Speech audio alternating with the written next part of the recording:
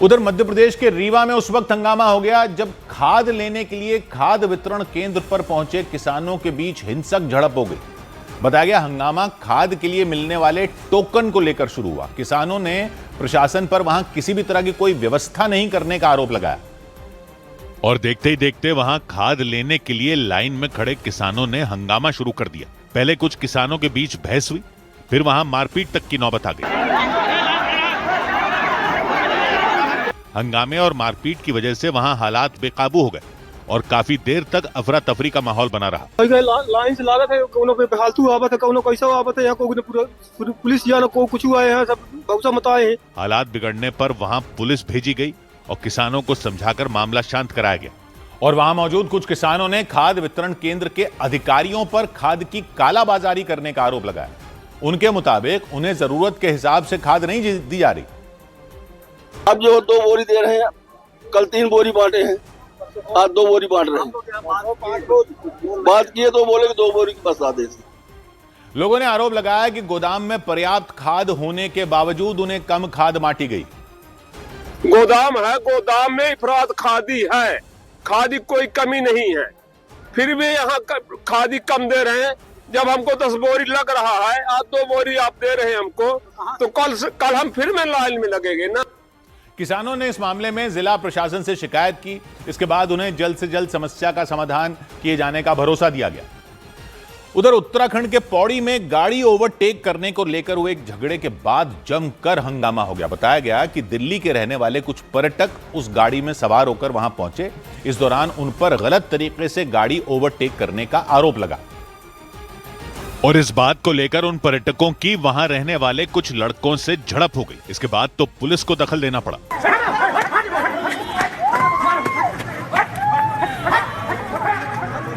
पौड़ी गढ़वाल जिले के श्रीनगर इलाके में कई पुलिसकर्मी भीड़ को खदेड़ते नजर आए और उन्होंने भीड़ पर लाठीचार्ज कर दिया। पुलिसकर्मी वहां दौड़ते हुए हंगामा कर रहे लोगों पर डंडे बरसाते दिखाई दिए। बताया गया कि गाड़ी ओवरटेक करने को लेकर उन पर्यटकों और उन लड़कों के बीच कहासुनी शुरू हुई, लेकिन देखते ही देखते ये कहासुनी हिंसक झड़प में तब्दील हो गई और आरोप लगा कि उन पर्यटकों ने उन लड़कों की पिटाई कर दी। बताया गया कि पिटाई से भड़के उन लड़कों ने बड़ी संख्या में लोगों को पौड़ी के श्रीनगर इलाके में बुला लिया। इसके बाद तो जबरदस्त हंगामा हो गया। वहां उन पर्यटकों और उन लड़कों के बीच जमकर डंडे चले। आरोप लगा इस दौरान उन्होंने एक दूसरे को गालियां भी दी। इस झड़प की जानकारी मिलने पर पुलिस वहां पहुंच गई और हालात काबू में करने की कोशिश की। बताया गया कि पुलिस कर्मियों ने उन पर्यटकों को हिरासत में लिया और उन्हें अपने साथ पुलिस चौकी ले गए, लेकिन इस बीच पुलिस चौकी के पास भीड़ जमा हो गई। बताया गया कि उन लड़कों के साथ वहां के लोगों ने उन पर्यटकों पर कड़ी कार्रवाई किए जाने की मांग की और उन्होंने पुलिस चौकी का घेराव कर दिया। इसके बाद उन्हें वहां से हटाने के लिए पुलिस ने लाठीचार्ज किया। उधर मध्य प्रदेश के शिवपुरी के करेरा इलाके में चेकिंग के दौरान एक मोटरसाइकिल को रोकने पर उस पर सवार विधायक के भाई बताए जा रहे व्यक्ति और पुलिस वाले के बीच जोरदार बहस हो गई।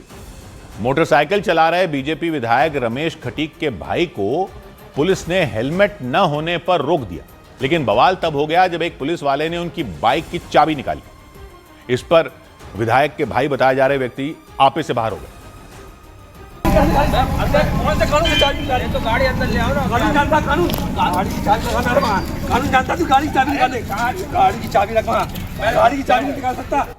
यही नहीं, उन्होंने पुलिस को धमकी दे दी कि यह कार्रवाई उनको महंगी पड़ेगी। हालांकि एक पुलिस वाले ने उन्हें तुरंत जवाब दिया।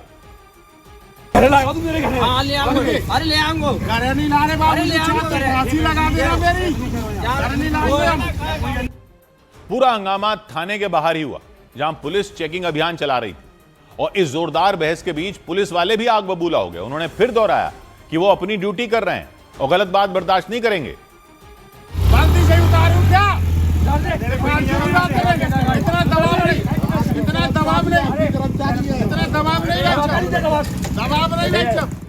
बहस की शुरुआत तब हुई जब पुलिस ने उनकी बाइक को रोका और हेलमेट न होने पर उनकी गाड़ी का चालान काटना चाहा, लेकिन विधायक के भाई बताया जा रहा है उस व्यक्ति ने उनकी बातें सुनने के लिए वो तैयार ही नहीं हुए।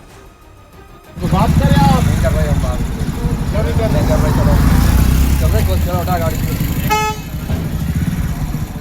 बाद में थाने से कुछ और पुलिस वाले वहां पहुंच गए और हंगामे को शांत कराने की कोशिश की, लेकिन जब बात नहीं बनी तब वो विधायक के भाई को अपने साथ थाने के अंदर ले गए। उनके साथ एक और व्यक्ति भी उनकी मोटरसाइकिल पर बैठे थे, उन्हें भी अंदर ले गए। हालांकि बाद में बिना चालान काटे ही उनकी गाड़ी को छोड़ दिया गया। सौभाग्य की एक बात यह कि शिवपुरी में विधायक के भाई बताए जा रहे व्यक्ति को बिना हेलमेट मोटरसाइकिल चलाते पकड़ा तो बवाल हो गया। पुलिसकर्मी ने हिम्मत तो दिखाई, लेकिन आखिर चालान तो नहीं हुआ ना। तो पब्लिक के लिए रूल अलग है और पब्लिक के प्रतिनिधि के भाई के लिए अलग है। पुलिसकर्मी पर खुले में दबाव डाला गया, यानी पूरा भरोसा था भाई साहब को कि उनके भाई साहब के होते हुए उनका चालान नहीं कट सकता। पब्लिक भी जानती है कि एक जगह की बात नहीं है, ये तो लगभग सब जगह की कहानी है। ट्रैफिक के बाकी नियम तो ज्यादातर इसलिए होते हैं कि सड़क पर सब सुरक्षित रहें, लेकिन हेलमेट का नियम तो वैसे भी पहनने वाले की सुरक्षा के लिए ही है ना। लेकिन अगर विधायकों के भाइयों की शान के ये खिलाफ है और पुलिसकर्मी को इतनी ताकत नहीं दी गई है कि वो उनका चालान काट सकें, तो मोटर व्हीकल एक्ट में क्यों नहीं डाल देते? ये कानून में डाल दो, सारी खुदाई एक तरफ, विधायक का भाई एक तरफ। सौ बात की एक बात, उधर यूपी के बाराबंकी में खुद को विधायक का भतीजा बताने वाले युवक की गाड़ी का चालान कर दिया गया। उत्तर प्रदेश के बाराबंकी में सड़क सुरक्षा अभियान के दौरान पुलिस ने हूटर बजाकर लापरवाही से गाड़ी चलाने के आरोप में एक कार का 10,000 रुपए का चालान कर दिया। जांच के दौरान उस कार पर सचिवालय का पास भी लगा मिला। पूछने पर युवक ने दावा किया कि उसके चाचा विधायक हैं। बिहार के बाढ़ में सरकारी कार्यक्रम में मंच टूटने से बड़ा हादसा हो गया। जिस वक्त मंच टूटा उस वक्त बिहार की खेल मंत्री श्रेयसी सिंह मंच पर ही लोगों की शिकायतें सुन रही थी, लेकिन मंच पर ज्यादा भीड़ जमा होने की वजह से मंच टूट गया। हालांकि हादसे में किसी को चोट नहीं आई। पश्चिम बंगाल के कोलकाता में आनंदपुर अग्निकांड के मुद्दे पर बीजेपी ने विरोध प्रदर्शन किया। आनंदपुर में गोदाम में लगी आग में 27 से ज्यादा लोगों की जान चली गई थी। बीजेपी ने राज्य की टीएमसी सरकार पर दोषियों को बचाने का आरोप लगाया। इधर असम से मुख्यमंत्री हेमंत बिस्व शर्मा ने राज्य में रहने वाले मियां समुदाय के लोगों को लेकर एक विवादास्पद बयान दिया था। एक कार्यक्रम के बाद मीडिया से बातचीत के दौरान उन्होंने ये कह दिया कि मियां लोगों को इतना परेशान करो कि वो असम छोड़ने पर ही मजबूर हो जाए। इतना ही नहीं, असम के मुख्यमंत्री ने यह ऐलान तक कर दिया कि वो खुद और उनकी पार्टी बीजेपी सीधे तौर पर असम के मियां समुदाय के खिलाफ है। এইবিলাক কোনো ইস্যু টিস্যু নহয়। হিমন্ত বিশ্ব শৰ্মা আৰু বিজেপিয়ে ডাইৰেক্ট মিয়াৰ এগেইনষ্টত আছে।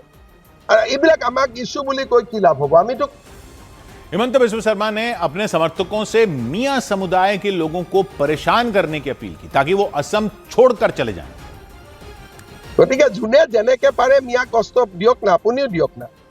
ৰিক্সাত উঠিলে 5 টকা ভাড়া হলে 4 টকা দি দিব। কষ্ট খালেহে অসমৰ পৰা যাব। ৰাতিটো 9টাত গৈছিলে, মইতো কওঁ মিয়াক কষ্ট দিব ৰাতি 12টাতো যাওক। असम के सीएम के मुताबिक उनका इशारा लंबे वक्त से असम में अवैध तरीके से रहने वाले बांग्लादेशी मुसलमानों की तरफ था। लेकिन हेमंत बिस्व शर्मा के इस बयान ने सिर्फ असम ही नहीं पूरे देश का सियासी तापमान बढ़ा दिया। विपक्षी दलों ने असम के मुख्यमंत्री के बहाने बीजेपी को घेरा। All India United democratic front party के सांसद मौलाना बदरुद्दीन अजमल ने हेमंत बिस्व शर्मा पर हमला बोला। ये बड़े दुर्भाग्य की बात है। मैं उनको दोनों हाथ जोड़ के ये कहूंगा कि हेमंत बिस्व शर्मा साहब, आप अपने ये वापस दीजिए, नहीं तो इस मर्तबा आसाम के मियां लोग आपकी नाव पलट देंगे। उत्तर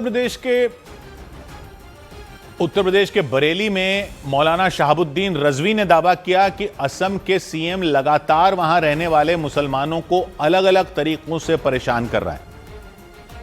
वो आसाम के मुसलमानों को कंटिन्यू सता रहे हैं, परेशान कर रहे हैं, बांग्लादेशी कह करके, घुसपैठिया कह करके वो बराबर मुसलमानों को टारगेट कर रहे हैं। विपक्षी दलों ने आरोप लगाया कि इसी साल असम में होने वाले विधानसभा चुनाव से पहले जानबूझकर हेमंत बिस्व शर्मा हिंदू मुसलमान के मुद्दे को हवा देने में जुटे हैं। हालांकि हेमंत बिस्व शर्मा ने बयान पर विवाद बढ़ने और विपक्ष के हमलों के बीच सफाई दी। उन्होंने दावा किया कि उन्होंने कुछ भी गलत नहीं कहा। बांग्लादेश से जो लोग आए हैं वो लोग अपने आप को ही मियाँ बोलते हैं। मैं तो वो नाम नहीं दिया है, वो तो खुद ही वो नाम लिया है। तो वही लोग खुद बोला है कि हमें मियाँ बोलिए। मियाँ कविता लिखा है, मियाँ पोएम लिखा है, ये नाम थोड़े मैंने दिया हूँ। असम के मुख्यमंत्री ने सफाई दी कि उन्होंने बांग्लादेश से अवैध तरीके से सीमा पार करके जो असम के अलग अलग इलाकों में रहने वाले मुस्लिम समुदाय के लोगों को परेशान करने की बात कही थी। पड़ोसी देश बांग्लादेश के साथ असम की करीब 270 किलोमीटर सीमा लगती है और लंबे वक्त से वहां से लोगों के अवैध घुसपैठ किए जाने का दावा किया जाता रहा है। हेमंत बिश्व शर्मा पहले भी कई बार अपने बयानों में अवैध घुसपैठियों का मुद्दा उठा चुके हैं, लेकिन मियां शब्द के इस्तेमाल के बाद पूरे देश में उनके बयान पर बहस छिड़ गई।